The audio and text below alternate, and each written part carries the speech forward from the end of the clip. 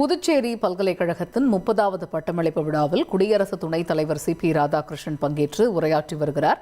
அந்த காட்சிகளை பார்ப்போம். My dear young graduates, wherever I go, I am making only one humble appeal to all the youngsters. You must always say no to drugs.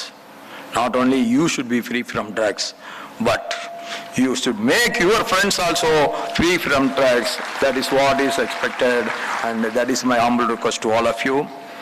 கல்வியை பற்றி மிக ஆழமான ஒரு உண்மையை எளிய வார்த்தைகளில் நாலடியார் சிறப்பாக கூறுகிறது.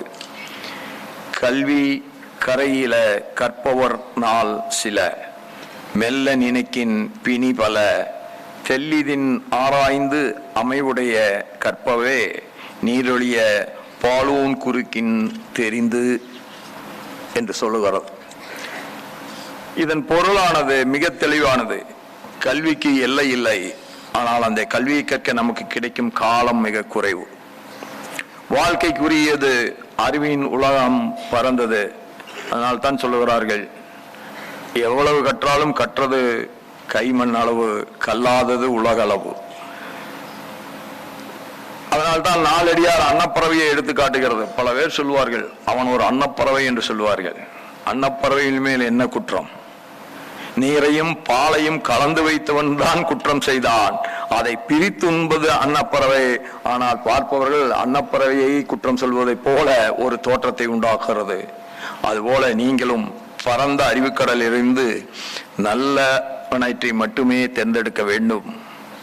எல்லாவற்றையும் படிக்கிறோம், ஆனால் படித்தனவற்றில் மிக நல்லவைகளை நம்மளாக்கி கொள்ள வேண்டும். அது நம்மை உயர்விப்பதற்கு மிகுந்த உதவிகரமாக இருக்கும். மனிதனை உயர்த்துவது மட்டும் ஒன்றே ஒன்றுதான். அவனுடைய பணம் அல்ல, அவனுடைய சொத்தல்ல, அவனுடைய குணம்தான் அவனை உயர்த்தும்.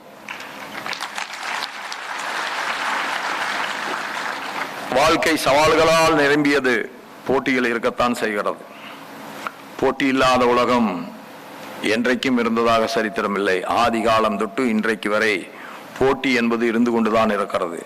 அந்த போட்டியில் நாம் வெல்ல வேண்டும் என்பதற்காக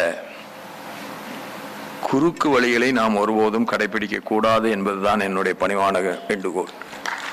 அது ஏதோ பெரிய வெற்றியை தருவது போல ஒரு தோற்றத்தை தரும், ஒட்டுமொத்த தோல்வியை ஒரு நாள் தந்துவிடும்.